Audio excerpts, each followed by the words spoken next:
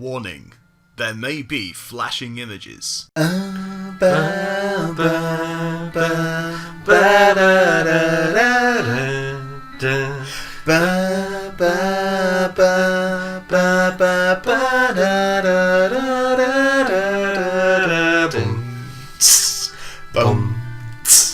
I do it. I did not hit her. I did not. It's the throw in the bottle. Yeah. I did not. Yeah, I did not. Oh, hi, Mark. Oh, hi, Mark. You're tearing me apart, Lisa! Beautiful. Oh, did we start recording already? Yeah. Hi, we're back. Hi. Hello. Also, yeah, 107 facts is not getting off lightly. We've got lots of these to pull apart. I've only ever watched a couple because they're really infuriators. Because like it's like it's like 107 facts you didn't know. Yeah. Or something to say. And like I was watching one for Metal Gear, and he was like, "Well, you mentioned that. That's not something you didn't know. That's just part of the series. That if you had played the game, you would know." I mean, I haven't seen the Pokemon one, but probably I would assume at some point he goes like, "Did you know you can pick up a potion from the computer at the start of the game?" Surprisingly not. They do say that Gen 2 introduced the least new Pokemon, and I'm like, well, that's not true. Because it's Gen 6. Because they mentioned fucking Gen 6 stuff. I'm pretty sure they say Gen 4 is winter themed. Which one's that one? You are? Which one's Gen 4? Gen 4 is the really, really fucking slow gen. Oh, is that Platinum and... Yeah, Diamond, Pearl and Platinum. Which I assume is one of the least favourite ones because hardly anyone ever talks about it. It depends on... Obviously it depends on the person, but from what I've seen kind of popular-wise, people nearly always seem to gravitate around... Was it Gen 3 that was Emerald and shit? Gen 3 is Emerald, right. Because I see a lot of people doing Gen 1, or the remakes, yeah. Which is Gen 3. Gen 3, around about black and whitish. Right. It depends on the kinds of people, because there's people that like Gens 1, 2, 3 and 6, and then there's people that like Gens 4 and 5, and it seems to be the people that go competitively on Smogon like Gens 4 and 5, and then people who actually enjoy playing Pokemon like Gens 1, 2, 3 and 6. Because 4 and 5 has such shit actual game. The actual gameplay of the actual main storyline is fucking atrocious and boring as fuck. But the after game's really good. Honestly, I can't comment on that because I've only done 1, 2 and... Was it 6 I've done? Yeah. Was that the last one? Essentially... Because I was going to them in order, but I'll get there eventually. Yeah. The most bullshit thing I ever saw was someone that said that Smogon, the online fucking what's the word? Simulator for fucking Pokemon battles was far better than anything Game Freak had ever done or will do. And it's like, it's my phone. And I'm just sitting there going, right, so hold on. You're saying that because they've ripped all of the code and assets and all of the actual creation from something that Game Freak have made, and then just put it into a simulator where you can generate your own Pokemon without having to put any effort or training in whatsoever. You can just generate shit and then fight with it. That's better than anything they've done. Go fuck yourself. All they've done is stolen a bunch of fucking assets from someone else and built probably a worse community than the fucking Sonic community. That's fucking saying something. I tend to just stay away from any community for any game because they're always pretty bad. Pokemon and Sonic are two of the most vocal ones. Yeah. It's fucking... I've stayed away from it anyway, but after the last Metal Gear I've become quite disgusted with the Metal Gear community. Oh, why? Why, what they've been saying? Obviously I can't say, can I? Spoilers. Is it things about Quiet? Some of it is. Some of it's just about the ending. Oh yeah, apparently the ending's a bit meh. Or the ending feels like it's setting up for a third chapter that doesn't exist. Yeah. Because they're going to sell it later on. Or he just ran out of time. Yeah. Yeah. It's not just that, it's like what you've actually got there. You know, the usual, for any games, like some people like it, some people go, it's ruined the entire series. Some people are like, it's okay. I still don't know. It takes us a while to form an opinion. No, you need to like instantly have an opinion the second something comes out as to whether it's the best thing ever or the worst thing ever. Otherwise, you're a bad person. I mean, the instant reaction when I was actually going through it, it was like, oh, this is really, really cool. And then I sat back and thought about it for a while. I was like, well, it's okay. How would you rate it? Where's it fall? It's not my favourite. It's not the best Metal Gear game. But then again, I've still been debating for years whether that's 1 or 3. I still can't decide that. It's below them. Where do 2 and 4 fall in relation to each other?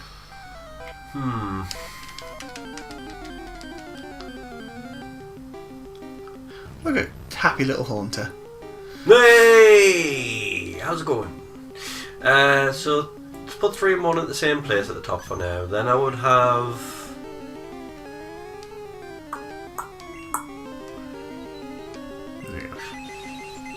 probably 2 after that. Because I liked 2 at the time anyway, for what it did. Then 4. 4's good for a lot of reasons, but it can be a bit floaty. Yeah. And then 5, at the minute, just has to go at the bottom because it's got the least story out of all of them. It's got more gameplay. Oh dear. But just cutscene ratio, it's probably one of the shorter ones. Ooh, Peace Walker. Peace Walker would go... actually, that would go above 2. So it'll be 3 and 1, then Peace Walker, then 2. I'm going to take it. Revengeance is its own thing entirely, so it's a bit unfair to rate it with the rest. Yeah, I don't add it in. Oh, Cubone. And Metal Gear 1 and 2 would just be on the bottom tier, mainly because they're from the 80s. It's got some story in there, but it's pretty much all been overwritten by rewrites and stuff now. Yeah. You can know the basics of it, and that's all you need to know. And Metal Gear Solid is essentially a remake of Metal Gear 2 anyway. Is it in Metal Gear 1 that you kill Big Boss then? Big Boss. You kill him in Metal Gear 1 and Metal Gear 2. Huh? Mm-hmm. How'd you kill him twice? Well, apparently the first time, you don't kill him, you know, you like just injure him or something. And then nanomachines get healed up. Again, we're getting to the point where I'm not going to say much because you're just going to... What I want to do is just let you see the game and start making up your theories as you go along. Yeah. See if they go along with what I went, because obviously every time a game's released it changes everything. Virtually. Just with one line is like, that changes absolutely everything from that game. And it renders half of this game pretty much useless. Or it completely changes what that person was doing there for that reason. It's a hard one to... Yeah. Well. I like games like that though. Aye. Who do I need to raise? Benito Mussolini. It would essentially be like the next Pokemon game that comes out. It revealed that like Red was a ghost all along or something, and like he didn't actually do anything in this game. Turns out that Gary Motherfucking Oak was actually the hero of the story. He was trying to stop the apocalypse through nanomachines. Turns out Professor Oak only wanted to gather information on all the Pokemon in the world so that he could find a way to kill every single one of them. Combine all the information together to make a metal gear. Metal Gear. Alright, and do you know what? I'll say this again because this does not get said enough. Everyone that fucking has a go at Lysander's motivation doesn't understand how fucking... Oh, they're realising everyone's idiot, so just fuck them. Yeah. It's like... Because it's like, no one actually thinks like that, and I'm like, oh, you poor thing. Everyone thinks like that. I tried to help the world, but everyone was too fucking stupid to help. So instead, it's for the best of everyone if just everyone dies. It's like, yeah, no, totally get where you're coming from, man. See the one from the last game? Yeah. And that's the thing, everyone was like, no, that's a stupid motivation. It's like, no, that is the most realistic motivation any villain in anything has ever had. Everyone was too stupid to help, so I'm going to kill them instead. Oh, we love you, Lysander. It's better than fucking the motivation of... fucking, I'm going to pretend that, like, Pokemon's feelings matter so that I can use them to control the world. It's like, fuck's sake. What was that? That was Gen 5. Gen 5 was like, oh, we're gonna like ask whether it's morally right to make little monsters fight for you. But it turns out it was all just a big conspiracy. And it's like, you had a decent plot and then went, nah, take over the world. It's always take over the world. All I know of that generation is it had N in it. Yeah. We kind of like N. But he was just being used or something. Or... He was, yeah. N was the one that actually was, like, cared about Pokemon's well-being, and he was getting used so that people would, because he was the nice face of the company. So that's basically so he can help you at the end, I would assume. He turns on them and helps you because he realises he's being used. No, not really. Or at least doesn't get in your way. No. Because you fight him, he's the second to last boss. Because you fight him, and he has the one really good thing about N was he caught the other legendary, the other box legendary. He catches, and you have to fight him with that. You catch your legendary from the box art, then you fight him immediately, and the game asks you, do you want to swap out one of your Pokemon for the legendary you've just caught? And then his legendary is 2 levels higher than yours that you just caught anyway, because he's already had it for a bit. And then it immediately goes into the last boss after that. It's actually got quite a good finale. So you do the Elite Four, and then as you go to fight the champion, N's already beaten the champion. And so your legendary comes down and says, all right, well, you're worthy because you got to the champion, so you can catch me. And then he goes, right, well, I'll fight you then. And then it's only after that then Getsis is like, oh, no, it was a fucking ruse all along. N, you're fucking useless. You couldn't even beat this kid. I'll have to beat this fucking kid then. And then he fights you. And then N's just like, yeah, I need to think about some stuff now. I'm going to go away for a bit. Well, what does he do in Black and White 2? Fights you again. But I think in Black and White 2, he fights you to go, are you worthy of having the legendary? And then the legendary that he caught in the last game, he goes, right, there you are, you can have it. You're worthy of my legendary. And I'm Javert. And that's the plot of Pokemon Black and White. Oh, man. It's not as... Oh no! I need to do a whole Pokemon run where I'm called Jean Valjean and my rival Javert. Oh, I kind of need to do that now. It's the stupidest thing in the world, but I kind of need to do it. Get Les Miserables themed Pokemon. Yeah, is that even a thing? I'd assume if you watch the film, you could get some names off it. What's the name of the girl? Oh God, yeah. But there's no prostitute pack, Jinx. There's French-themed Pokemon, because pretty much... They're all French. Most of Kalos. There's, most of Gen 6 is French-themed, because you've got Furfrou. The poodle. And, You'd have to have a prostitute one, like the one that, like a little kid. One's like a thieving bartender. revolutionary one. I don't know. Well, there's the one that's like a little kid. You could have like Mime Junior, and just never evolve it because let's face it, who actually wants a Mr. Mime? Ash's mum. She wants a Mr. Mime. There's something that could learn Finger Blast. Hey kid, your mom's single, right? Go and catch all the Pokémon. All of them. And do it slower than your brother. He took like 3 episodes. Little fucker. Oh, I fucking adore. I love Pokemon Origins. Hi, I'm stupid for like half an episode, and then suddenly I'm competent because Brock taught me things. And then I have things that aren't in this generation because there's a new game about to come out. It's like, I have a Mega Charizard. What? But don't question it. Just let it lie. The person in Lavender Town gave me this. No. No. No. It's like, Mr. Fuji gave me this Mega Stone. What? But that makes no sense. It's built in so that we can have a Mega Charizard X punch Mewtwo so hard that it smashes into a rock. Okay, fine. I would like to think that was like, we need this in a animation, but how are we gonna do it?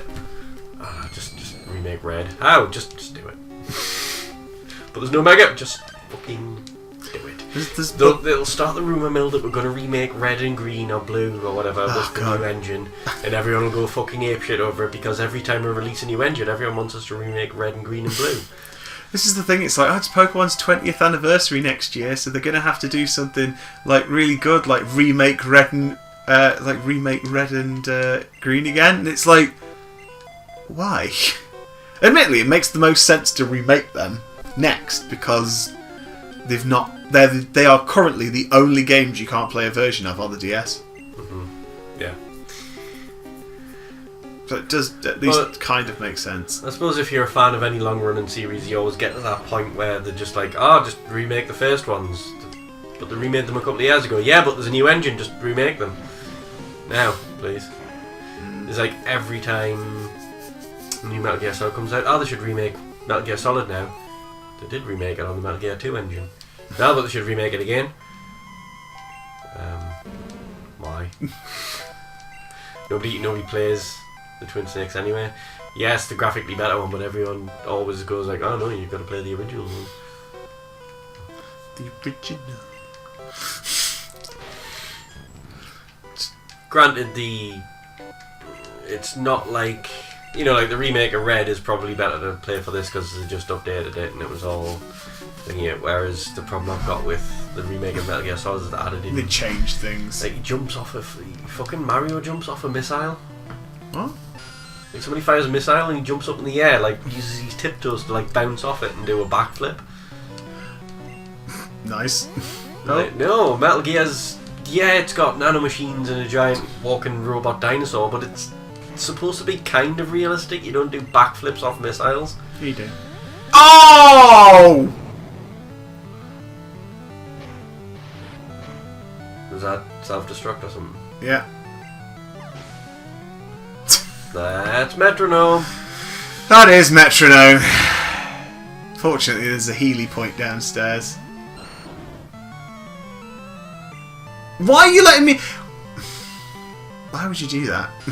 It's like, hey, you can swap. But I just swapped.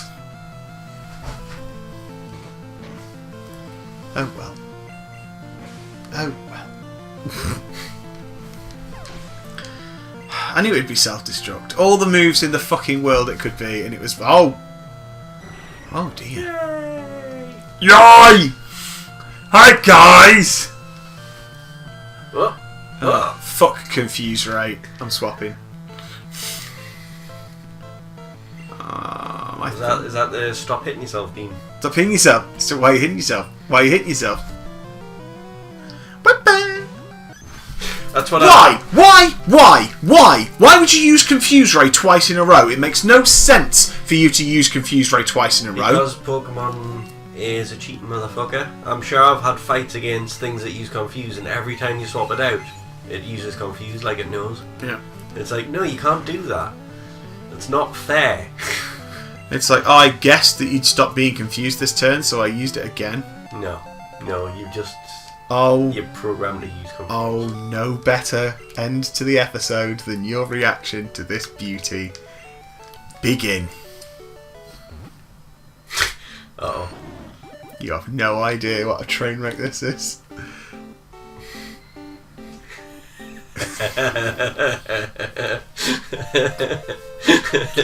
It's Squashed Lizard!